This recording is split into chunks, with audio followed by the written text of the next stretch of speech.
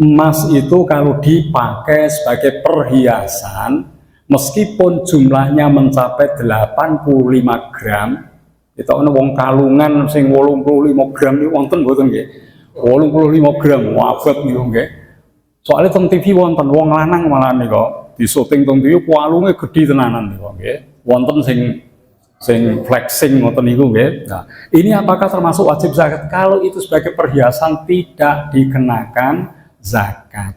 Jadi kalau harta itu sebagai simpanan, tidak dipakai sebagai perhiasan, itulah yang terkena zakat. Semanten ugi rumah kita kalau di total mencapai 85 gram emas bahkan lebih, ya.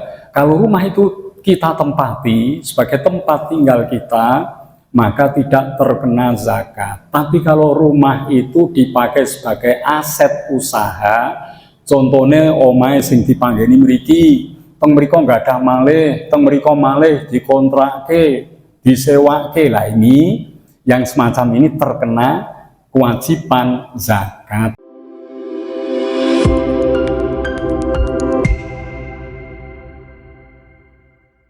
Assalamualaikum warahmatullahi wabarakatuh. Alhamdulillahi rabbil alamin. Wassalatu wassalamu ala asyrafil anbiya wal mursalin sayyidina wa habibina wa syafi'ina wa qurrati a'yunina wa maulana Muhammadin wa ala alihi wa sahbihi ajma'in. Rabbi shrah li sadri wa yassir li amri wahlul 'uqdatam min lisani yafqahu qawli bi rahmatika ya arhamar rahimin. Wala haula wala quwwata illa billahil aliyyil azim. Amma ba'du. Raditu billahi rabba wa bil islami dina wa bi Muhammadin nabiyya wa rasula. Rabbi zidni ilman nafi'a warzuqni fahma waj'alni minat tawwabina waj'alni minal mutatahhirin waj'alni min ibadikas sholihin. Amin ya rabbal alamin. Para jamaah, monggo kita nerasaken bab ingkang nomor 16 ya. Fadilatuz zakah, bab yang menerangkan tentang keutamaan zakat. Di antaranya zakat adalah penyempurna dan perwujudan iman. Zakat bisa membersihkan hati dan harta. Zakat bisa menolak bala bencana. Zakat bisa menyempurnakan pelaksanaan sholat yang kita lakukan, dan zakat ini bukti daripada keimanan seseorang. Niki kang sampun dipun aturke nggih. Bismillahirrahmanirrahim. Wa qala Nabi sallallahu alaihi wasallam, dan bersabdalah Nabi sallallahu alaihi wasallam, "Tahhiru amwalikum bizzakati." Bersihkanlah, sucikanlah harta-hartamu bizzakati, dengan zakat. Jadi zakat ini sebagai penyuci harta. Mungkin harta didapat ada unsur-unsur yang tidak dibenarkan oleh syariat, ya, sedikit kekurangan, maka hal itu akan dibersihkan dengan zakat. Ada sedikit mungkin, ya, napa niku, yang melanggar aturan, ya, tergolong subhat, ya, ini dibersihkan dengan zakat. Maka zakat itu pensuci harta yang kita punya. Wa qala sallallahu alaihi wasallam, ya, man wajabat alaihi zakatu, barang siapa telah terkena kewajiban zakat, falam yatafa'ha, dan dia tidak menunaikannya, fahuwa finnar, maka dia ada dalam neraka. Jadi orang yang telah berkewajiban zakat namun tidak menunaikan zakat itu, maka dia akan mendapatkan azab neraka. Khusus dalam hal ini diterangkan oleh Allah Subhanahu wa ta'ala dalam surat At-Taubah ayat 35. A'udzu billahi minasyaitonir rajim. Yauma yuhma 'alaiha fi nari jahannama Fatukwa biha jibahuhum wa junubuhum wa dhuhuruhum hadza ma kanastum li anfusikum fadzuku ma kuntum taknizun. Yauma yuhma, pada hari dipanaskan, alaiha, atasnya, yaitu emas dan perak atau harta yang dipunya yang tidak dizakati, itu akan dipanaskan. Fi nari jahannam, di dalam neraka jahanam. Fatukwa, maka dibakar, biha, dengan harta yang dipanaskan itu, jibahuhum, ya, yaitu muka mereka, wajunubuhum, lambung mereka, wadhuhuruhum, punggung mereka. Hadza ma kanastum, inilah harta yang engkau kumpulkan, li anfusikum, ya, untuk menyiksa dirimu. Fadzuku ma kuntum taknizun, fadzuku, maka rasakanlah olehmu, ma kuntum taknizun, atas apa yang engkau kumpulkan. Jadi harta yang dikumpulkan tidak dizakati akan dipanaskan di api neraka, kemudian untuk menyiksa orang tersebut baik dari arah muka, lambung, punggung, dan ini adalah harta yang engkau kumpulkan yang tidak dizakati akan menjadi siksa bagi orang tersebut. Kenapa seperti itu? Karena sebetulnya di dalam harta kita itu ada hak fakir miskin. Wa fi amwalihim haqqun lis-sa'ili wal mahrum. Surat Adz-Dzariyat ayat 19. Wa fi amwalihim, dan atas harta mereka, hakun, ada hak, lis-sa'ili, kepada orang-orang fakir yang meminta-minta, wal mahrum, dan orang miskin yang tidak mendapat bagian dari harta. Jadi itu ada hak mereka. Oleh karena itu, kalau hak ini tidak diberikan, tidak dibayarkan berupa zakat, maka akan menjadi harta yang menyiksa dirinya. Niki monggo kula jenengan dipun etang harta bendanipun napa sampun kenging kewajiban zakat, yaitu seharga 85 gram emas atau belum. Kalau sudah kena, jangan tunda 2,5% untuk dikeluarkan sebagai zakat. Pengeluaran zakat tidak harus pada bulan Ramadan, jatuh temponya harta itu mencapai haul itu kapan. Misalnya kok harta niku dipun gadai mencapai 85 gram emas bulan Dzulqa'dah misalnya nggih. Ya, Syawal Dzulqa'dah mulai duit-duit sak monten. Mengke pendake Dzulqa'dah dikeluarkan zakatnya. Nah niku jadi mboten kedah ulang Ramadan, tapi nek duit niku mulai Ramadan pun 85 gram emas, terus maka pendak Ramadan berikutnya kalau tidak berkurang atau mungkin malah bertambah, maka itu 2,5% dikeluarkan dari sejumlah harta tersebut pada bulan Ramadan. Jadi jatuh tempo tidak harus Ramadan, jangan ditunda-tunda. Kalau sudah mencapai haul, keluarkanlah zakatnya, ya.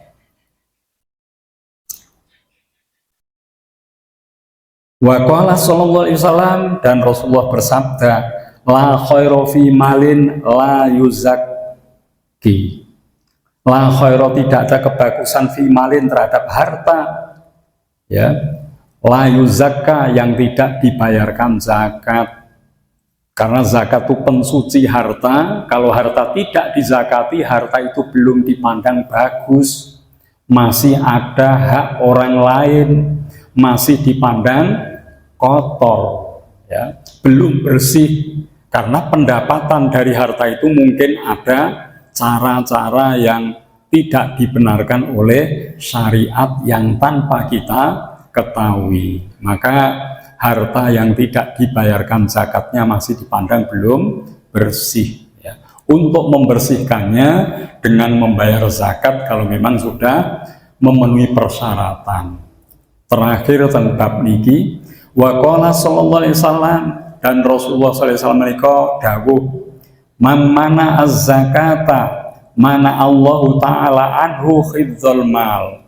Barang siapa menolak az-zakata untuk bayar zakat, mana Allah taala, Allah juga akan menolak anhu darinya khidzul mal, untuk menjaga harta itu. Jadi nek harta tidak dizakati, ya, karena itu ada hak orang lain, belum juga bersih, maka Allah tidak menjaga harta itu. Harta itu nanti akan, ya, dipertanggungjawabkan di hari kiamat karena ada hak orang lain yang belum dibayarkan. Jadi Allah tidak menjaga harta itu. Masih ada pertanggungjawaban, ya, tentang harta yang tidak dikeluarkan zakatnya. Niki antawisipun beberapa bab tentang zakat, ya.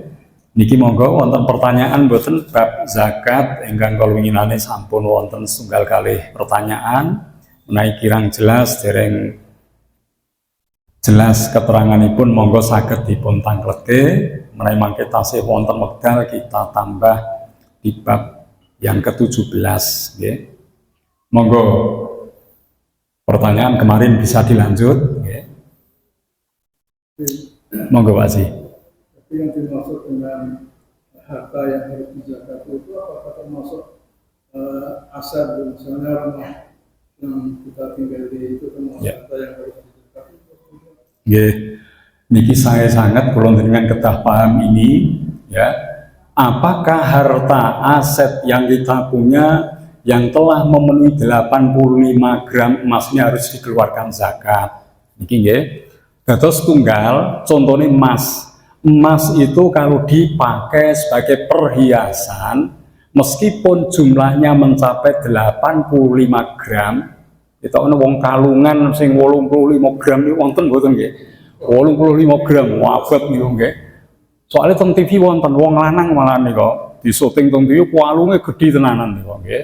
Wonten sing flexing ngoten niku nggih. Nah, ini apakah termasuk wajib zakat? Kalau itu sebagai perhiasan tidak dikenakan zakat. Jadi kalau harta itu sebagai simpanan, tidak dipakai sebagai perhiasan, itulah yang terkena zakat. Semanten ugi, rumah kita kalau di total mencapai 85 gram emas, bahkan lebih, ya.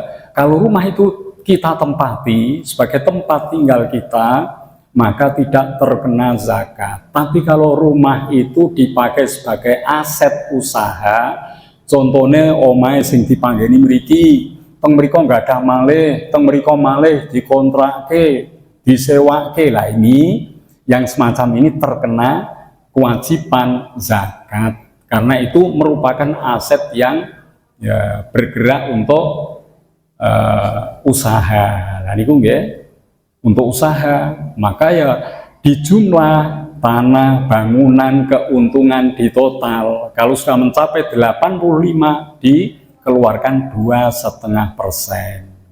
Mobil kalau dipakai sendiri, memang itu kalau dinilai aset itu mencapai 85 gram, tapi dinggo aktivitas bekerja, transportasi untuk keluarga dan lainnya tidak terkena zakat. Tapi kalau mobil itu direntalkan, ini mau benten karena untuk usaha, maka hal itu terkena kewajiban zakat karena harta ini sebagai aset yang berkembang untuk usaha. Apakah yang dikeluarkan zakat hanya hasil? Menurut para ulama tidak, termasuk napa niku modal, ya. Jadi mobilnya itu regane piro, kemudian keuntungannya yang bersih berapa ditambahkan dikeluarkanlah 2,5%. Tapi niki wonten kula nate krungu niku jamaah haji yang membayar haji cukup lama sekali belum berangkat niku dizakati. Kula nate krungu ni jamaah dan yang mempersoalkan niku napa niki dizakati karena kita belum berangkat, itu masih tabungan kita, maka dikeluarkan zakat 2,5%. Kalau lebih krungu niku nggih wekdal riyen berangkat haji niku. Itu rata-rata kali wungu seperti itu ya. Dan niki napa leres kula ngelacak tenggene beberapa referensi karena itu sudah kita keluarkan dan bukan milik kita lagi, sudah menjadi napa niku istilahnya dana untuk membayar ya ongkos naik haji nek yen istilahnya ONH, maka itu tidak dizakati ya. Ewedene kula dengan dereng berangkat itu persoalan lain, tapi harta itu sudah menjadi alat untuk membayar. Nah niki ya memang longgar dizakati luwih apik mawon niku nggih. Tapi kula termasuk mboten bayar zakat niku. Tapi banyak jamaah yang dari Kaliwungu itu memberikan 2,5% dari 25 juta yang telah dibayarkan pada setiap tahunnya. Nah niku nggih, ngoten Pak Haji nggih. Monggo wonten malih. Zakat penting nggih. Nggih sampun kita lanjut dengan niki sedekah nggih. Kadospun cekap insyaallah mungkin sanes sedaya dipun lajengaken malih. Ya, mari kita akhiri dengan kafaratul majlis. Subhanakallahumma bihamdika asyhadu an la ilaha illa anta astaghfiruka wa atubu ilaik. Mekaten bilih wonten kekirangan nyuwun pangapunten. Wallahul muwaffiq ila aqwamit thoriq. Wassalamualaikum warahmatullahi wabarakatuh.